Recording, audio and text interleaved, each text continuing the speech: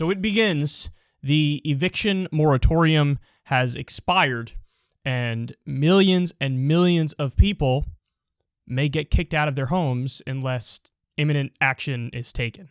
So I'm going to show you a little news clip here. I believe this is CBS. After we watch this, I'll come back and give you more information on it. A wave of evictions despite a federal ban.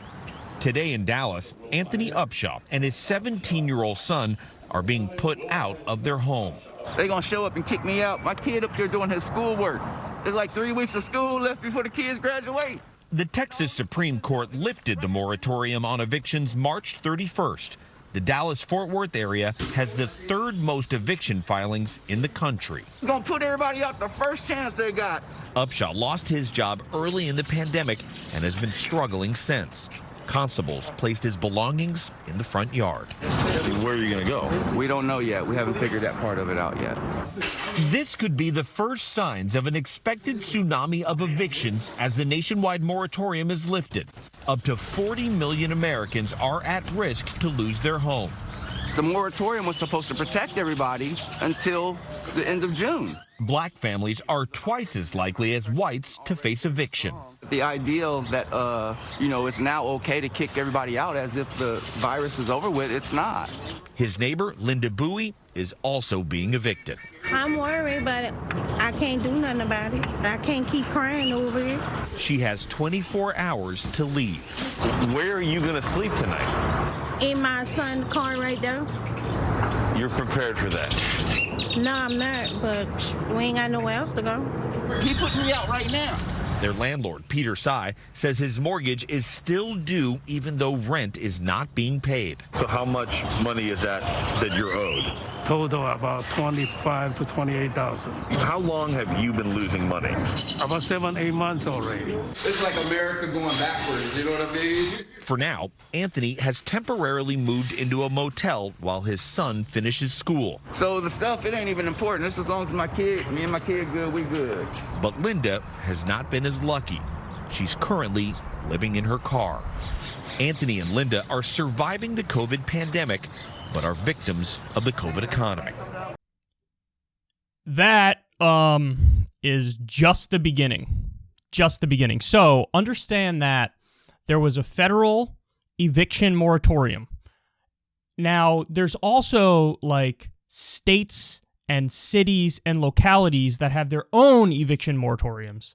But there was a federal one. Now, there were also, as Jordan Sheridan of Status Quo has showed us in great detail, there's also been loopholes to the eviction moratorium. And there were people who were still getting kicked out even when we had this nominal ban on kicking people out. So now the eviction moratorium actually ran out on July 31st. And there was recently a Supreme Court case about this moratorium. And it's actually, I've read contradictory things about the decision in the case. Some people seem to believe that the Supreme Court's position is Congress would need to act in order to continue the eviction moratorium. So, in other words, Biden himself can't act through executive action, and the CDC on their own can't act with their executive authority. You would need Congress to pass some sort of legislation that extends it and comes with clear terms and conditions. Some people believe that's the case. Others believe you actually can have Biden or the CDC act in a limited capacity, at least, to continue the eviction moratorium. Now, Biden has effectively said a number of times that he's not going to extend the moratorium any further, and that he's now putting the onus on Congress, and Pelosi and other Democratic leaders in Congress are putting the onus on the CDC. So everybody's pointing fingers at everybody else and saying, like, oh, this is on you. No, this is on you. No, this is on you. So ultimately what happened is July 31st came and went. There was no further eviction moratorium. It wasn't extended by the CDC. It wasn't extended by Biden. It wasn't extended by Congress. And now, at the very least, it has lapsed. And there are going to be very, very dire consequences to that. Now, I want to give you a little bit more on the Supreme Court decision that came down on this in June.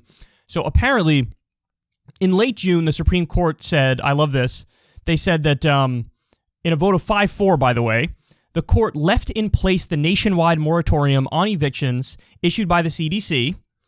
And Brett Kavanaugh, who was the fifth and deciding vote, he wrote in an opinion that he doesn't want to end the eviction program only because it's set to expire on July 31st, quote, and because those few weeks will allow for additional and more orderly distribution of the funds that Congress appropriated to provide rental assistance to those in need due to the pandemic. He added, however, that in his view, Congress would have to pass new and clearer legislation to extend the moratorium past July 31st. So do you understand what he's saying there? He's like, okay, look, normally I would say it's unconstitutional for the CDC to do this eviction moratorium or the Biden himself to do the eviction moratorium. I'm going to leave it in place for this month longer because this decision came down on June 29th.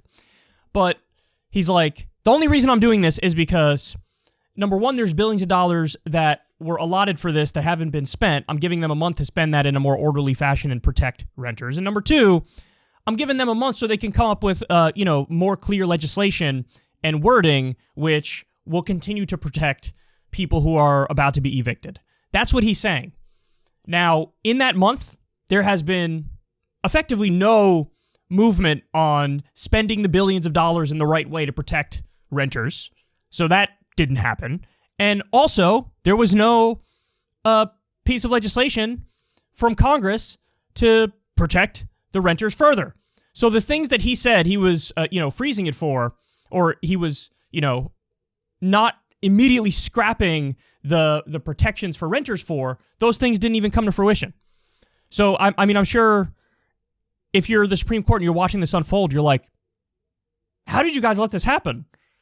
Now, I'm not trying to, take responsibility and agency away from the Supreme Court, though, because I think they effectively made the wrong decision.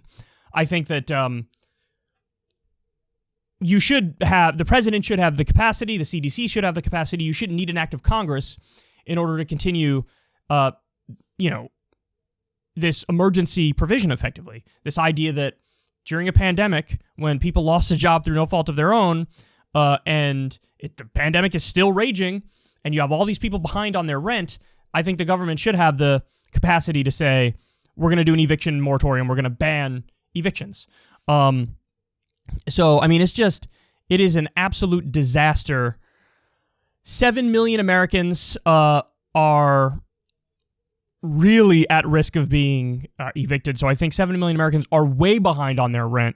To put that in perspective for you, we have it depends on which numbers you believe, but it's about 500,000 homeless Americans right now. And again, we're talking about 7 million who are way behind on their rent. And by the way, there's still $46 billion in congressionally approved rental assistance that hasn't reached people who need that rental assistance. And the federal government is saying about that, that's not our fault. You have to look at the states and localities and how they're allotting that money. Now, some states are doing a decent job and helping people, and others, nobody even really knows where the money went. And so this thing is just a colossal mess. Now, some more information on this. Renters owe collectively $53 billion. $53 billion. Now, again, $46 billion is still nominally allotted for helping these renters, but they're, right now they're in the possession of different states and localities. We don't know where a lot of it is. It's not getting to the people who need it. So you almost have the ability to wipe it all out, but the money hasn't been spent in the proper way. So here we are. We're sort of right back to square one. And when it comes to the total number of Americans who are behind, it's up to 40 million Americans who are behind. So what we're looking at, if there's not action, is like a situation so dire. I don't know if we've ever seen anything like this since the Great Depression. If all these people, or half of these people, or even a quarter of these people get kicked out, oh my goodness.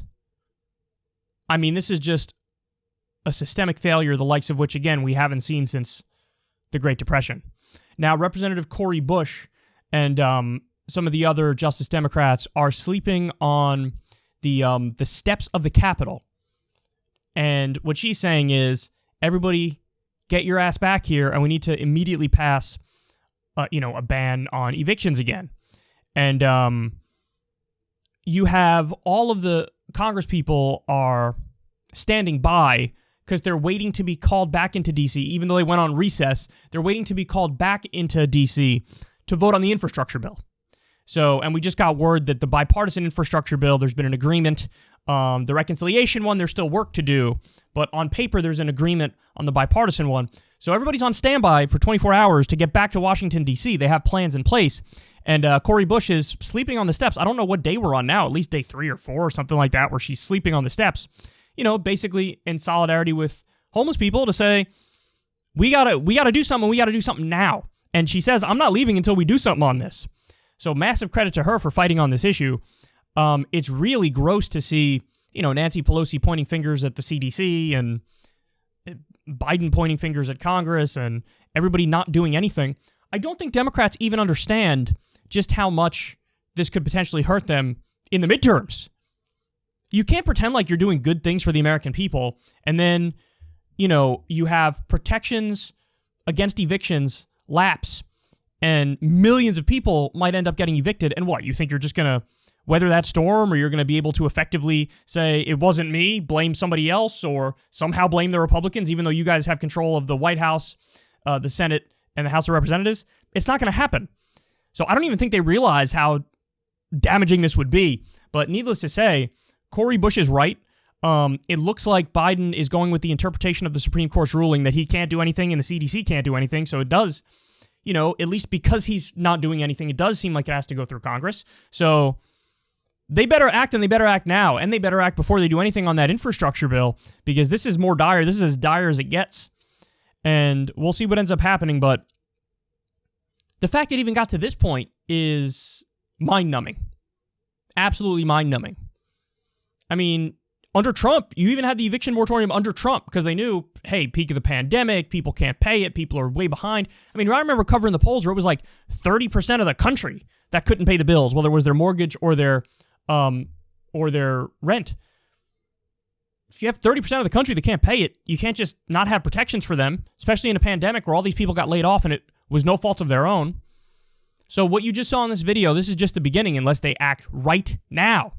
And they don't seem to have the urgency that they need to have, which just goes to show you how Washington is not working for you in the way that they need to be working for you. But again, credit to Cori Bush for sleeping on the steps. Credit to everybody who's fighting on this. And listen, AOC did an interview, I think it was on CNN, and she was honest about it. She was like, we can't in good faith blame Republicans for this. It's on us. It's on the Democrats. And, we could have acted. We didn't act. And so the so-called moderate Democrats got in the way of this. So we better find a way to get it done. And Democratic leadership better find a way to get it done. And Cori Bush ain't stopping until they do something. So again, credit to Cori Bush. I've never seen anything like this. I mean, this is a scandal that's even bigger than 95% of the stuff we talk about on this show. And again, it's not being discussed in nearly the apocalyptic terms that it should be discussed in. So here we are. Keep you updated as to what happens, but right now it doesn't look good. Hey y'all, do me a favor and like and subscribe. It helps out big time in the algorithm. Click the bell as well for notifications when videos drop, and watch that video on screen right now. You know you want to.